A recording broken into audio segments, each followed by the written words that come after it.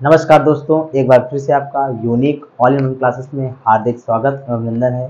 आज हम दोस्तों जो है शुरू कर रहे हैं मोशन इन स्ट्रेट लाइन, या इसे क्या बोलते हैं, वन डायमेंशनल मोशन, 1D बोलते हैं। क्या बोलते हैं? One dimensional motion. ठीक बेटा, हम सब जानते हैं बेटा मोशन क्या होती है, 1 डायमेंशनल, 2 डायमेंशनल एंड 3 डायमेंशनल। मेरे दोस्तों, ये आज की वीडियो जो है बहुत ही इंपॉर्टेंट है। क्यों इंपॉर्टेंट है बेटा? कि बेटा इस वीडियो में बेटा हम लोग बेसिक से चीज़ों को स्टार्ट करेंगे और बहुत ऊपर तक बेटा हम लोगों को जाना है। जैसे 9th स्टैंडर्ड वाले बच्चों को भी बेटा इसका पूरा बेनिफिट मिलेगा, 11th स्टैंडर्ड वाले बच्चों को भी इसका पूरा बेनिफिट मिलेगा, और जो बच्चे मेरे भाइयों जेई और नीट की तैयारी कर रहे हैं उनके लिए भी मेरे भाइयों ये वीडियो जो है बहुत इंपॉर्टेंट रोल प्ले करेगी।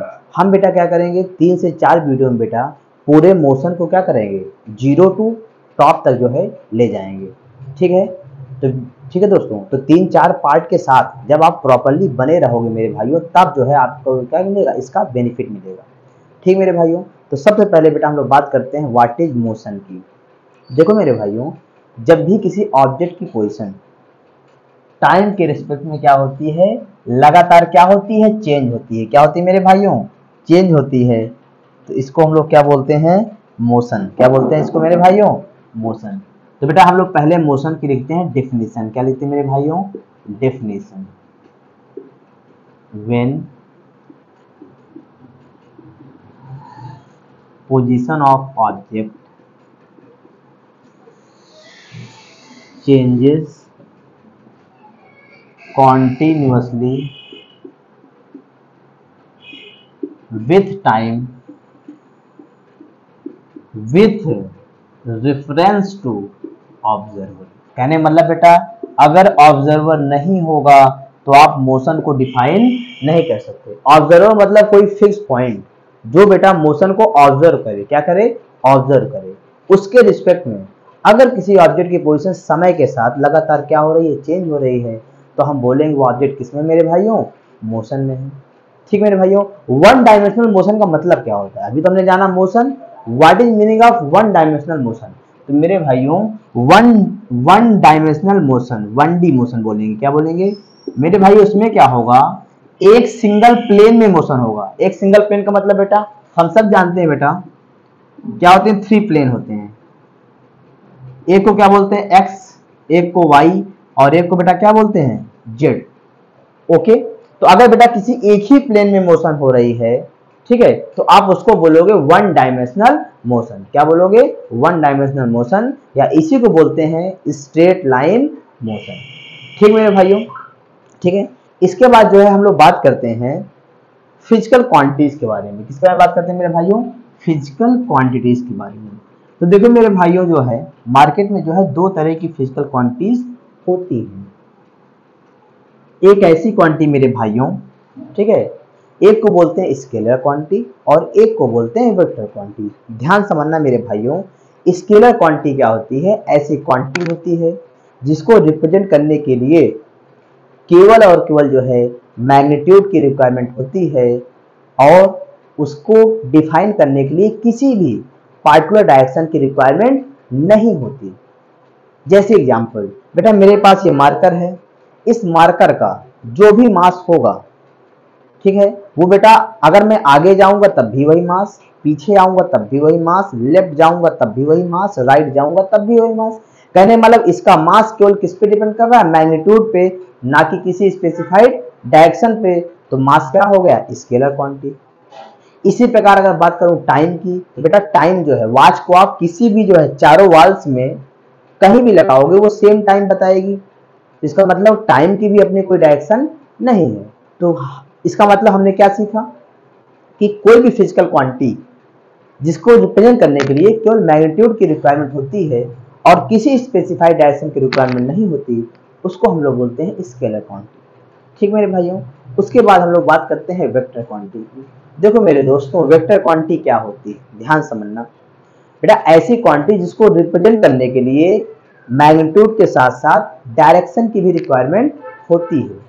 जैसे अगर बेटा मैं बात करूं एक एग्जांपल के तौर पे, जैसे बेटा ये मार्कर है, छोटा सा एग्जांपल है, बहुत आसान।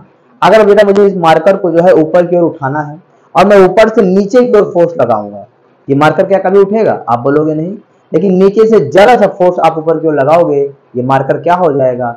उठ जाएगा। इसका मतलब फोर्स की अपनी क्या होती है? Specified direction. तो जिन क्वांटिटी को रिप्रेजेंट करने के लिए मैग्नीट्यूड के साथ साथ स्पेसिफाइड डायरेक्शन की रिक्वायरमेंट होती है, उसको क्या बोलते हैं? Vector quantity. मैंने दो एग्जांपल देके आपको समझा दिया जिससे आपको कोई कंफ्यूजन ना हो। तो बेटा अब हम लोग बात करते हैं, देखिए एक क्या है आपको सामने? स्केलर क्वांटिटी, ठीक मेरे दोस्तों, और एक क्या है? Vector quantity. एक क्या है? स्केलर क्वांटिटी और एक क्या है? Vector quantity. देखिए मेरे भाई, स्केलर क्वांटिटी क्या होती है? ऐसी क्वांटिटी जिसके पास क्या हो?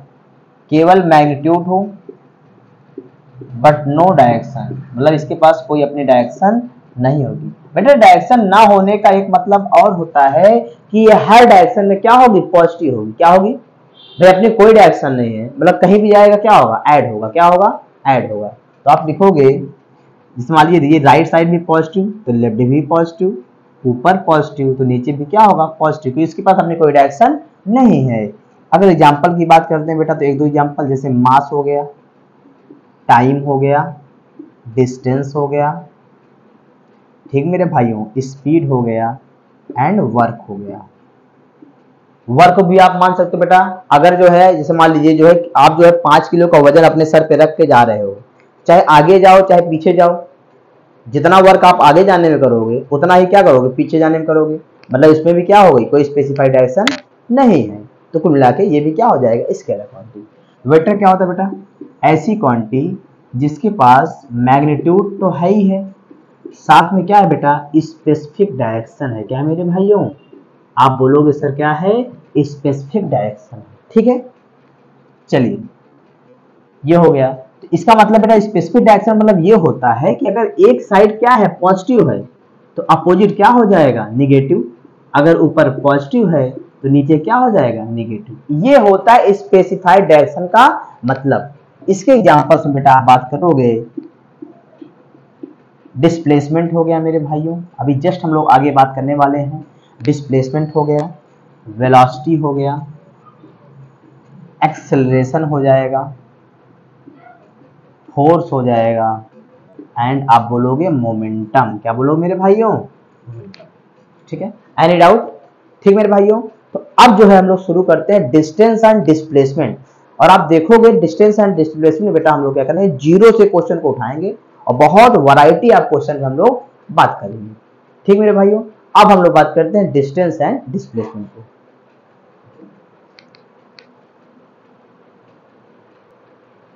ठीक है मेरे दोस्तों, अब आपके सामने जो है डिस्टेंस एंड डिस्प्लेसमेंट है। ठीक है मेरे भाइयों, चलिए ये बताइए आप लोग, डिफिनेशन बेटा आपको दिख ही रही होगी।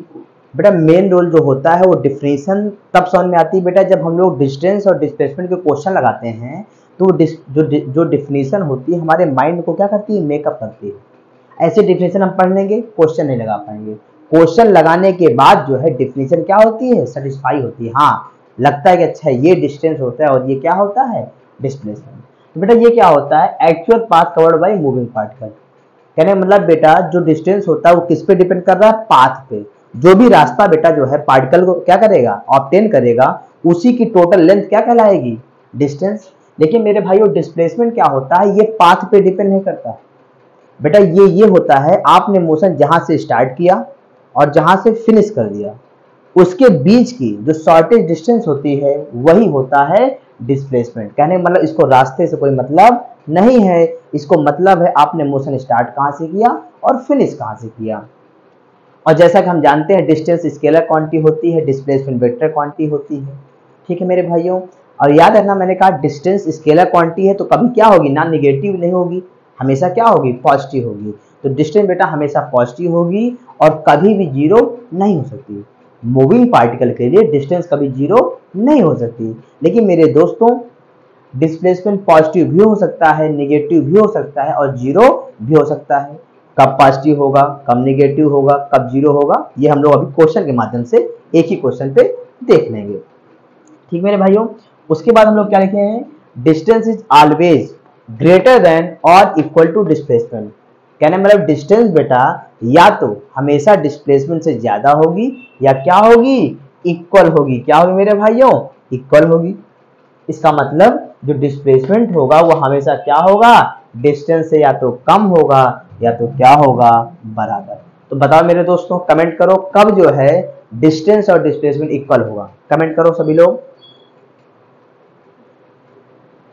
यस बेटा, कब होगा, जब मोशन क्या होगा मेरे भाइयों, स्ट्रेट लाइन। क्या होगा, मोशन स्ट्रेट लाइन। जैसे मान लीजिए बेटा मोशन स्ट्रेट लाइन हो रहा है, डायरेक्शन चेंज नहीं होगी, तो जो डिस्टेंस होगा वही अपना क्या होगा, डिस्प्लेसमेंट। तो अगर बेटा आपसे कोई पूछता है डिस्टेंस और डिस्प्लेसमेंट कब इक्वल होंगे, तो जब बेटा मोशन क्या होगा, स्ट्रेट लाइन। ठीक मेरे दोस्तों, अब हम लोग इसके क्वेश्चन पे बात करते हैं मेरे भाइयों। क्वेश्चन पे जो है ध्यान दीजिएगा, बहुत अच्छे अच्छे हम लोग क्वेश्चन लगाएंगे जिससे आपका पूरा कॉन्सेप्ट डिस्टेंस और डिस्प्लेसमेंट का क्या हो जाएगा, क्लियर हो जाएगा। तो आइए क्वेश्चन पे बात करते हैं, इसको नोट कर लीजिए।